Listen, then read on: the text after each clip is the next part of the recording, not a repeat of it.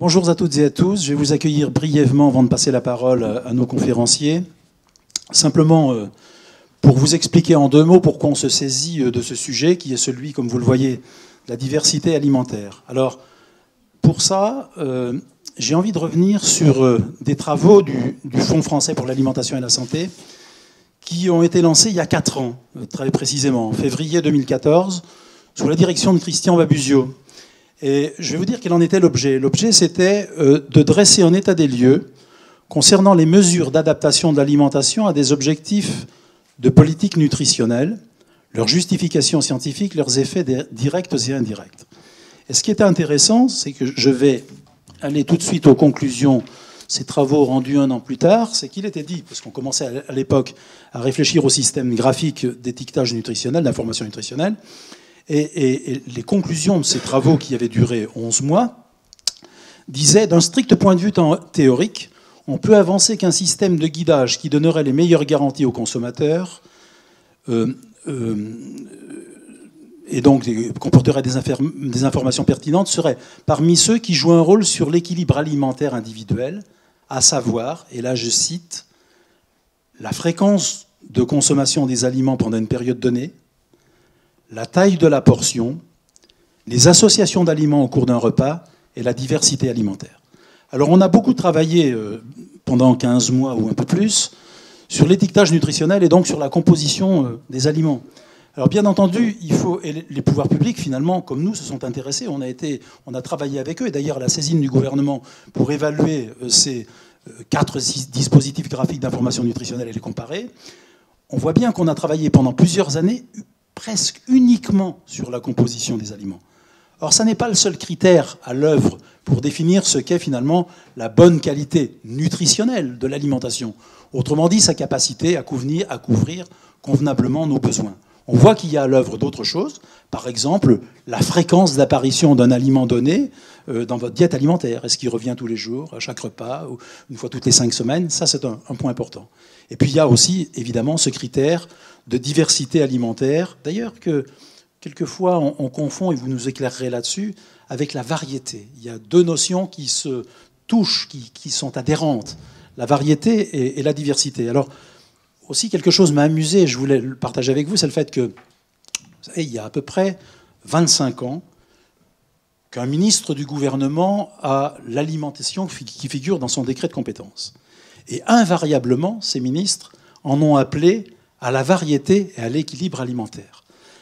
Tous, quelle que soit leur appartenance politique. Donc c'est donc qu'il y avait sans doute un critère considéré comme totalement pertinent, dans la variété au moins, et dans la diversité quelquefois, quelques-uns l'ont cité, comme étant un critère qui devrait nous guider sur le chemin d'une alimentation favorable à la santé. Le seul ennui, c'est que quand je regarde ma propre situation, je manque d'instruments. D'ailleurs, j'ai aucune idée de ce qu'est la diversité de mon alimentation. Très franchement, je vous le dis, elle est peut-être bien ou pas. Et ce qui était quand même assez troublant, c'est que normalement, je suis supposé appartenir à la communauté des sachants en matière d'alimentation. Donc si je ne sais pas évaluer ce qu'est ma diversité alimentaire, en quelque sorte, il y a fort à parier que sur les 67 millions de Français, beaucoup sont dans ma situation. Donc le but qu'on s'est donné, et que le conseil d'administration m'a donné, c'est de vous accueillir aujourd'hui pour une 36e conférence scientifique depuis que le fonds a été créé, où on va démarrer une réflexion sur la diversité alimentaire avec un objectif assez précis, celui de fournir des clés de compréhension et peut-être des outils, d'ailleurs, de guidage aux consommateurs, parce que, je le répète, pour ceux qui ne le sauraient pas, ils sont sans doute pas nombreux, le fonds travaille pour un objet et un seul, un être et un seul, le consommateur.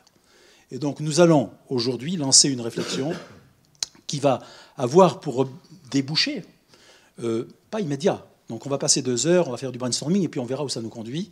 Mais au bout de quelques mois, nous avons l'espoir, mon conseil d'administration a l'espoir que nous ayons progressé en matière de clés de compréhension et d'outils peut-être pour aider les consommateurs à finalement avoir une meilleure diversité alimentaire ou savoir faire usage de ce critère.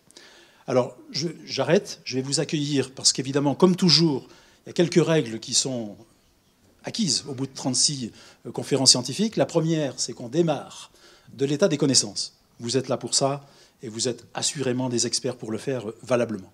Et vous allez avoir chacun une trentaine de minutes.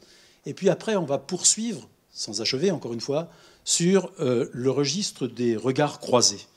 Vous allez devoir faire face au feu nourri des questions.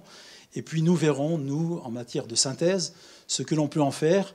On en fera nécessairement quelque chose pour aller plus loin. Et par conséquent, encore une fois, cette 36e conférence est une première étape sur la construction d'un processus autour de la diversité alimentaire. Merci d'avoir accepté. Alors, vous êtes mieux placé que moi pour vous présenter, mais en 2 mots quand même. Professeur François Mariotti, vous êtes, si ma mémoire est bonne, président du comité d'experts spécialisés nutrition de l'ANSES. C'est dire si vous avez une compétence reconnue.